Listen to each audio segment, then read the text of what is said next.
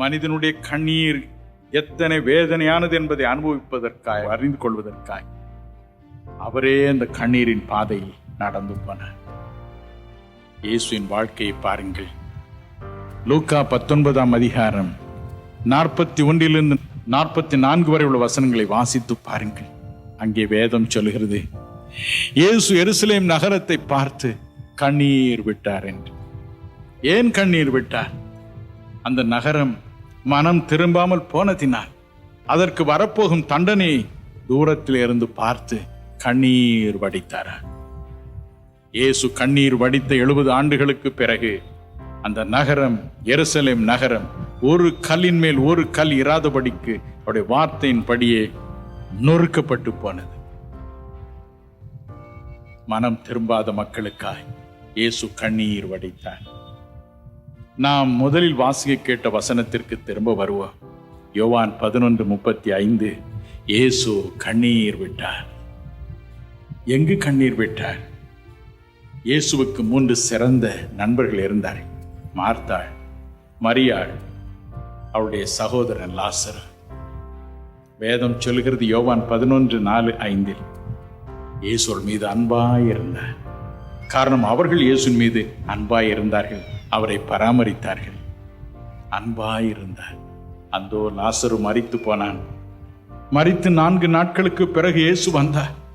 மார்த்தாள் அவருடைய பாதத்தில் விழுந்து கலங்கினாள். ஆண்டவரே, நீர் இங்கே இருந்திருந்தால் என் சகோதரன் மரித்திருக்க மாட்டான். அடுத்து மரியாள் வந்தாள். அதே காரியத்தை சொல்லி அவளும் புலம்பினாள். அந்த கிராமத்து மக்கள் வந்தார்கள். அவர்களும் கலங்கி நின்றார்கள். வேதம் சொல்கிறது, இயேசு மார்த்தாளும் மரியாளும் அழுவதையும், கூட இருந்த அந்த கிராமத்து ஜனங்கள் அழுவதையும் கண்ட பொழுது தனக்குள் கலங்கினார். வேதனை உள்ளத்தை வாட்டியது. தனக்குள் கலங்கினார். Jesus groaned within himself. தாங்கவே முடியவில்லை. இறுதியில் உட்கார்ந்து கண்ணீர் விட்டார். மனம் கசந்து அழுதார். ஐயோ, என் சகோதரனாகிய லாசருவே, இதே வீட்டிலே உன்னை பார்த்திருக்கிறேனே, நீ எங்கு போனாய்? இயேசு கண்ணீர் விட்டார். 1995 ஆண்டு ஜனவரி மாதம் 5ஆம் தேதி நான் ஒரு திருமண வீட்டிற்கு போயிருந்தேன். திருமணத்தை முடித்து விருந்து சாப்பிட்டு இரவு 11 மணிக்கு திரும்பினேன். என் மனைவி ஒரு துக்க செய்தி என்றாள். என்ன என்றேன்? நாம் என்று போய் வந்தோமே நம்முடைய உறவினர் வீடு, அவர்களுக்கு ஒரு குழந்தை பிறந்திருக்கிறது என்று, ஆண் குழந்தை பிறந்திருக்கிறது என்று சந்தோஷமா வாழ்த்தி வந்தோமே, அந்த குழந்தை 3 மணிக்கு மரித்து விட்டது. என் உள்ளம் அதிர்ச்சி அடைந்தது. அப்படியே காரில் மறுபடியும் ஏறினேன். வீட்டிற்கு விரைந்து ஓடினேன். அந்த அறைக்குள் பிரவேசித்தேன். எந்த சோஃபாவில் அந்த குழந்தையை வைத்து அன்று கொஞ்சிக் கொண்டிருந்தார்களோ அதே சோஃபாவில் அந்த குழந்தையின் உயிரற்ற சடலம் கிடந்தது. என்னால் அந்த காட்சி சகிக்க முடியவில்லை. அந்த குழந்தையின் அருகே உட்கார்ந்தேன். மனம் கசந்து அழுதேன். அரை மணி நேரம் அழுதேன். அந்த பெண்ணின் தாய் பயந்து போனாள். பெண்ணின் பெற்றோர் பயந்து போனார்கள். ஐயோ, இவருக்கு ஏதாவது வந்துவிடப் போகிறது என்று அவள் வந்து என்னை தேற்றினார்கள். அவள் சொன்னாள், மாமா நீங்க அழாதீங்க, மாமா நீங்க அழாதீங்க என்று சொன்னார். தாங்க முடியாத துயர். என்னையும் ஒரு கணம் மறந்து விட்டேன். நாம் எல்லாரும் அப்படித்தான். ஆனால் தேவகுமாரனாகிய இயேசு, அதரிசனமான தேவனுடைய தற்சுரூபம், அப்படி அழுதது உண்மையானால் எப்படி அவர் நம்மை நேசிக்கிறார் என்பதை சற்று யோசித்து பாருங்கள். தைரியத்தை இழந்து விடாதிருங்கள். எனக்கு யாரும் இல்லை என்று சொல்லாதிருங்கள். எனக்கு உதவியே இனி இல்லை என்று சொல்லாதிருங்கள்.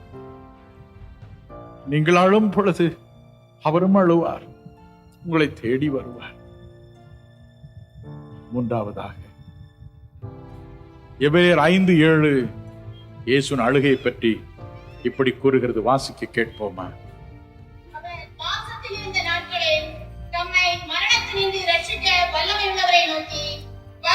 சத்தத்தோடும் கண்ணீரோடும் விண்ணப்பம் பண்ணி வேண்டுதல் செய்து தமக்கு உண்டான பய பக்தி நிமித்தம் கேட்கப்பட்டு பலத்த சத்தத்தோடும் கண்ணீரோடும் இயேசு வனாந்தரமான இடங்களுக்கு போய் கதறி அழுதார்.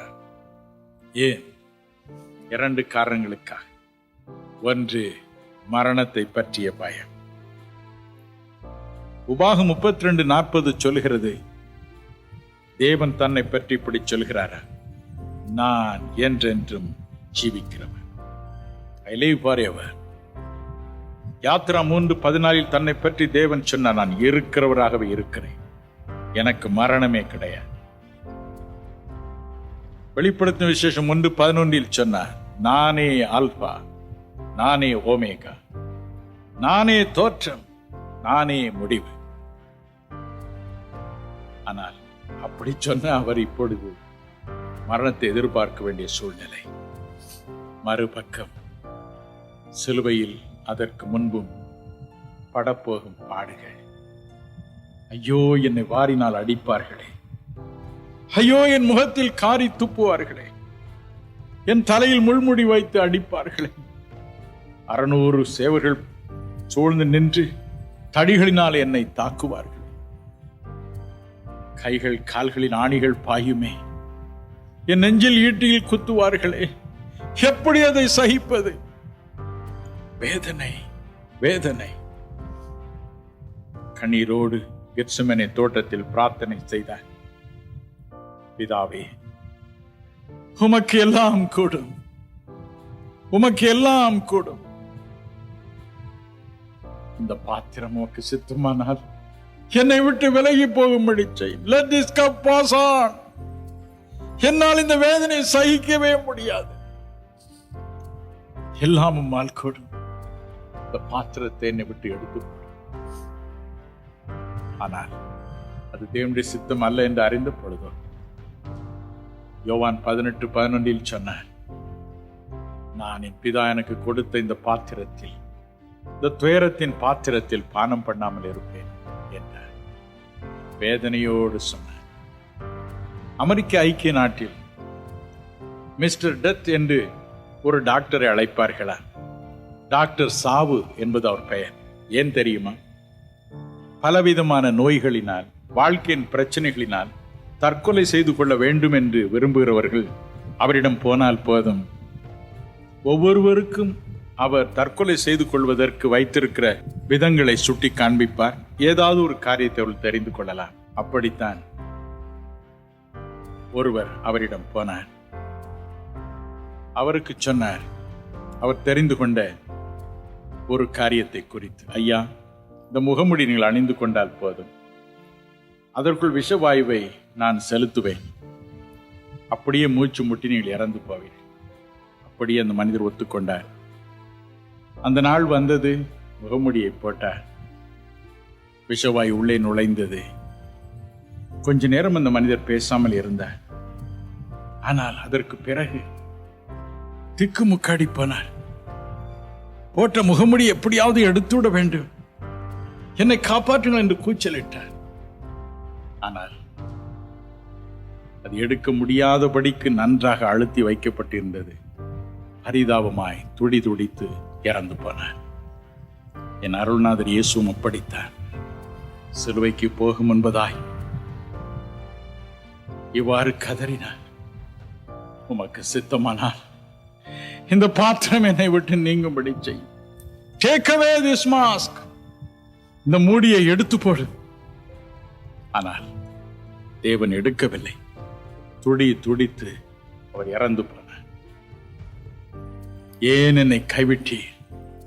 என் தேவனே, என் தேவனே, ஏன் என்னை கைவிட்டீர் என்று மத்தேயு 27:46 படி கதறியே தன் ஜீவனை விட்டார்.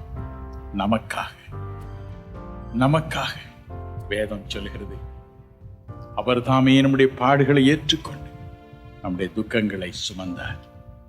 என் அன்புக்குரியவர்களே, இன்று உங்களுக்கு நம்பிக்கை உண்டு. இன்று உங்களுக்கு நம்பிக்கை உண்டு. உங்களுக்கு ஒரு எதிர்காலம் உண்டு. உங்கள் கண்ணீருக்கு ஒரு முடிவு உண்டு. இயேசு எதற்கு இறங்கி வந்தார்? சகல முகங்களிலும் இருந்து கண்ணீரை துடைக்க இன்றிரவு அவர் துடைக்க ஆயத்தமாயிருக்கிறார். நாம் ஒன்று செய்வோம். இந்த இயேசு கிறிஸ்துவுக்கு நான் என் உள்ளத்தில் என் வாழ்க்கையில் இடம் கொடுத்திருக்கிறேனா என்று சோதித்து பார்ப்போம். நாதா, இதுவரைக்கும் நான் இடம் கொடுக்கவில்லை. வெறுமனே அழுது கொண்டுதான் நான் இருக்கிறேன். என் கண்ணீரை துடைக்க வல்ல உமக்கு என் உள்ளத்தில் இடம் கொடுக்கவில்லை அப்பா. என்னால் இனி என் வாழ்க்கையை தனிமையாக நடத்த முடியாது. நீர் இன்று என் உள்ளத்திற்குள் வாரும், என் வாழ்க்கைக்குள் பிரவேசியும், என் வீட்டை பற்றிய பொறுப்பை எடுத்துக்கொள்ளும், என் குடும்பத்தை பற்றிய பொறுப்பை எடுத்துக்கொள்ளும் என்று கண்ணீரோடு கதறுவீர்களா? அவர் வருவார். அவர் உயிரோடு இருக்கிறார். ஐஸ்வர்யா என்ற அந்த பெண்ணுக்கு 95வது ஆண்டில் திரும்ப கண் பார்வையை கொடுத்த இயேசு உயிரோடு இருக்கிறார். இன்று உங்களுக்கும் வாழ்வு தருவார்.